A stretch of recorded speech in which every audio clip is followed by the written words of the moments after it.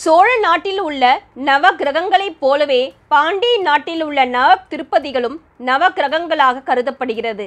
நவ திருப்பதியை பற்றிய வரலாற்றை பார்ப்போம் என்று நினைத்துதான் இந்த வீடியோவை ஆரம்பித்தேன். ஆனால் திருமாலின் வழிபாடு சங்ககாலம் தொட்டே இருந்திருக்கிறது. அதனால் முதலில் அந்த வரலாறை பார்த்துவிட்டு நவ திருப்பதிகளை பார்த்தால் சிறப்பாக இருக்கும் என்று நினைக்கிறேன்.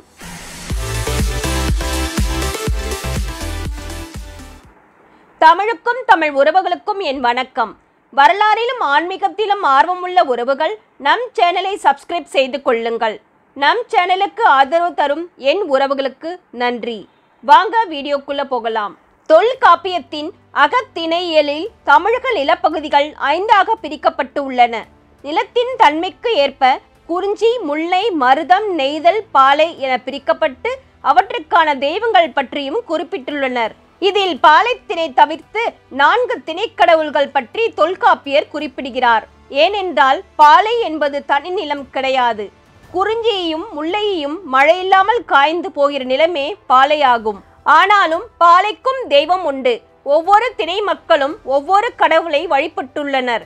அவை மாயோன், சேயோன், வேந்தன், வருணன், கொற்றவை. 5 வகை திணைகளுள் முதன்மையானது மலையும் மலை சார்ந்த இடமும் குறிஞ்சி. குறிஞ்சி திணையில் வாழ்ந்த மக்கள் குன்றக்குறவர்கள். இவர்கள் ஐவனம், திணை ஆகிய தானியங்களை பயிரிட்டு வாழ்ந்தவர்கள். குறிஞ்சி நிலத்தின் கடவுள் முருகு. முருகுக்கு நெடுவேல், சேய் போன்ற பெயர்களும் உண்டு. முருகுவை சேயோன் என்று தொல்காப்பியர் குறிப்பிடுகிறார். காடும் காடு சேர்ந்த இடமும் முல்லை. இது குறிஞ்சிக்கும் மருதத்துக்கும் இடைப்பட்ட நிலம்.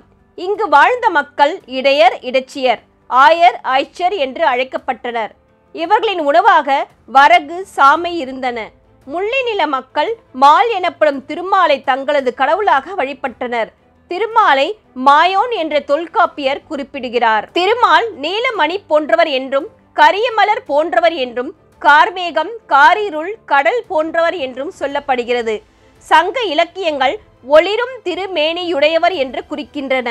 திருமாலை கண்ணன் என்றும் அழைக்கின்றனர். ஆடு மாடு மேய்த்தல் முல்லை நில மக்களின் தொழில். முல்லை நில மக்களில் ஒருவராக பிறந்தவரே கண்ணன். முல்லை நில மக்களுக்கு வரும் துன்பங்களை போக்கி அவர்களை காப்பாற்றியவரே கண்ணன் என்றும் சொல்லப்படுகிறது. விஷ்ணுவின் அவதாரங்களில் ஒன்றான கிருஷ்ண அவதாரத்தின் அத்துணை அம்சங்களும் பொருந்துவதாக இவர் திகழ்கிறார். மற்றொரு சங்க இலக்கியமான பரிபாடலில் விஷ்ணுவின் அவதாரங்கள் விளக்கமாக குறிப்பிடப்பட்டிருப்பது திருமால் வழிபாட்டின் தொன்மையை விளக்குவதாக உள்ளது. கலித்தொகையில் மால் என விஷ்ணு போற்றப்படுகிறார். சங்க இலக்கியத்தில் இருந்து நமக்கு கிடைக்கும் மற்றொரு செய்தியானது திருமால் வழிபாடு தமிழகத்தில் வேரூன்றிய காரணத்தை விளக்குவதாக உள்ளது. மகாபாரத போர் முடிவற்ற பல காலத்திற்கு பின் கிருஷ்ணர் ஆட்சி புரிந்த துவாரகை நகரம் கடல்கோள் என்னும் சுனாமிக்கு உள்ளானது. அங்கிருந்த யாதவ இன மக்களில் ஒரு பகுதியினர் அகத்தியரின் வழிகாட்டுதலின்படி தென் தமிழகத்தை வந்தடைந்தனர். இம்மக்கள் 14 குடி வேலீராக காட்டை திருத்தி நாடாக்கி இங்கு வாழத் துவங்கினர் என்பதே அச்செய்தி. தென் தமிழகத்தில் மிக பழமையான விஷ்ணு கோவில்கள் நிறைந்து உள்ளன.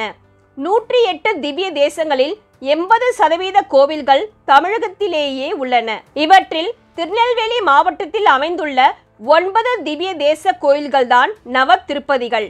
இந்த நவ திருப்பதிகளை பார்ப்பதற்காகத்தான் இந்த வீடியோ. அதற்கு முன் சங்க காலத்தில் இருந்து பெருமாளின் வழிபாடு எப்படி வந்தது என்பதை பார்த்தோம். நவ திருப்பதிகளையும் இந்த வீடியோவிலே பார்த்துவிடலாம் என்றுதான் நினைத்தேன். வீடியோ பெரியதாகிவிடும். அதனால் அடுத்த வீடியோவில் பார்ப்போம். நம் சேனலுக்கு ஆதரவு தரும் என் தமிழ் உறவுகளுக்கு நன்றி. இந்த வீடியோவை பற்றி உங்களுடைய கருத்துக்களை எங்களுடன் பகிர்ந்து கொள்ளுங்கள். நவ திருப்பதியை பற்றி உங்களுக்கும் தெரிந்திருந்தால் எங்களுக்கு கமெண்ட் பண்ணுங்க. நன்றி, வணக்கம்.